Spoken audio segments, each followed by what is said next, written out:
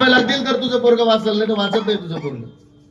घरी आला पाहुण्या रावळ्याला फोन केला, कोणी पैसे नाही. बाई तर मोठा कीर्तनकार बना, तुम्ही गायक बना, तुम्ही वादक बना, तुम्ही नोकरीला लागा, तुम्ही सेलिब्रिटी बना, तुम्ही पुढारी बना, तुम्ही चांगले शेतकरी बना, तुम्ही मोठे झाले तर तुमच्या कोणी शेल्प्या काढेल. पण तुमच्या जीवनात जर संकट आलं तर संकटात साथ देण्याकरता कोणी नसतं बरं का दादा. पण उभ्या आयुष्यात आलेल्या संकटाला ज्याने आपल्याला साथ दिली ना, तो खऱ्या आपल्या जीवनातला सगळा असं समजा गड्या दादा.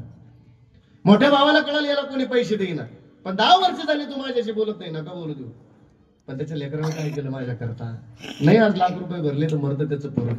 सावकाराकडे गेला, सावकार 10 वर्ष झाली भाऊ माझ्याशी बोलत नाही, आबोला धरलाय त्यानं, पण त्याचं लेकरू मरणाच्या दारात आहे. आज लाख रुपये भरले नाही तर मरत त्याचं पोरग. सावकार रुपया ठेवणार नाही मी व्याजाच. जुनी माणसं एवढ्या बाबतीतलं इमानदार. हल्लीच्या काळात लोकांना उसने पैसे घ्यायला बरं वाटतं, पण द्यायची पाळली की तोंडाला पावतात. असा व्यवहार नसतो. सावकार रुपया ठेवणार नाही मी व्याजाचा. कळा तरी शांत असेल कोणीतरी कमिटीवाले जा, इथं थोडस लेकर करताय, इथं कुठेतरी आहे कोणतरी जा, शांत करा. सावकार रुपया ठेवणार नाही मी व्याजाचा. लाख रुपये घेतले, केडगावकर दवाखान्यात जाऊन भरले, पोराचं ऑपरेशन झालं, पोरगा हसायला खेळायला बोलायला लागलं, रात्र गेली मुक्काम केला मोठ्या भावाचा. सकाळ झाली पोराचा बाप आला, डॉक्टर साहेब माझं पोरग वाचत नाही. का रे, मला कोणी पैसे दे. डॉक्टर साहेबांनी सांगितलं, अरे बेटा तुझ्या पोरा करता कोण देव माणूस झाला मला माहिती नाही, पण देव झाला बरं. पाय धर त्याच्यावाले, देव झाला तुझ्या पोरा करता. नाही तर आत्ताच हल्ली तुझ्या लेकराचं प्रेत तुझ्या हातात द्यावा लागला असतं. मोठा भाऊ भिंतीला कान देऊन ऐकत होता, डोळ्यातून पाणी चालू होतं. डॉक्टरकडे बोलत होता, तो रडत होता. सांगावं डॉक्टर साहेब माझ्या पोरा करता असा कोण देव माणूस झाला. डॉक्टर साहेबांनी सांगितलं, मला माहिती नाही तो कुठला काय, पण जाय त्याचे पाय धर, देव झाला तुझ्या पोरा करता. याला काय माहिती जणू कोण काय. चालत चालत गेला केडगावकर आणि खांद्यावर हात ठेवला. खांद्यावर हात ठेवल्याबरोबर 10 वर्ष धरलेली दुश्मनकी आबोला त्या भावाचा चेहरा समोर दिसला. भावाला पाहिलं, डोळ्यातून पाणी आलं. सांगितलं, दादा 10 वर्ष झाले रे मी तुझ्या अशा आबोला धरला. एवढ्यावर नाही थांबलो दादा.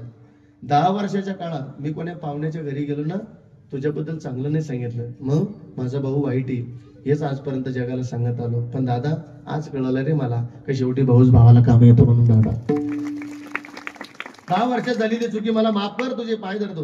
पाय धरण्याकरता गेलं, मोठ्या भावाला सांगितलं, अरे उठ. अरे जो माफ करतो तोच भाऊ असतो, जो माफ करत नाही तो भाऊ असतो का रे. इथं भावाने भावाची प्रामाणिक इथं नातं समजून घ्या. ताई दिलात ज्ञानोबा सारखा भाऊ तर खूप जपा. काही गडबड आहे का, नाही ना, शांत बसा.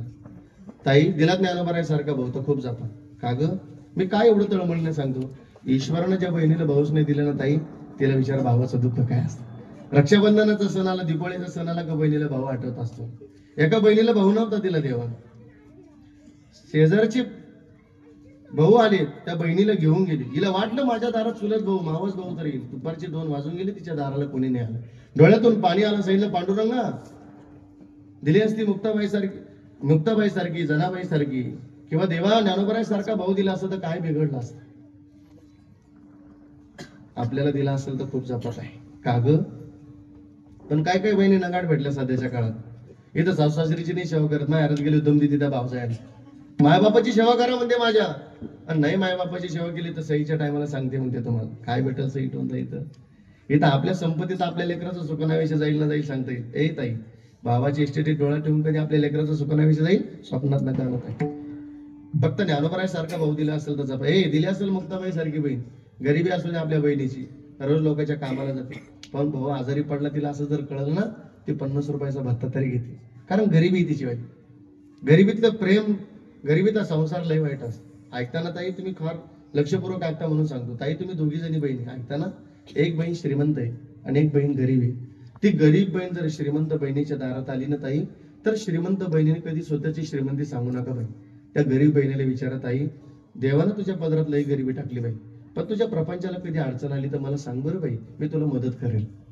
पण बाई तुझं पती तुझे लेकर सुखात आहे ना, तुझ्या प्रपंचाला अडचण आली तर मला सांग बाई. ताई खेड्यातली बहीण असते, अडाणी बहिणी, पण 10-20 मैत्रिणी तिच्या शेजारी जाऊन यार बसल्याला घेऊन बसल्यात ना, ती स्वाभिमानाने सांगते बाई मला पांडुरंगाने लई श्रीमंत बहीण दिली. तिच्या दारात पाहिलं तर गाड्यांची रांग लागली, घरात पाहिलं तर काही कमी नाही, पण तिच्या घराला जर कधी गेले तर तिची स्वतःची श्रीमंती नाही सांगत, माझ्या गरिबीबद्दल विचार करते.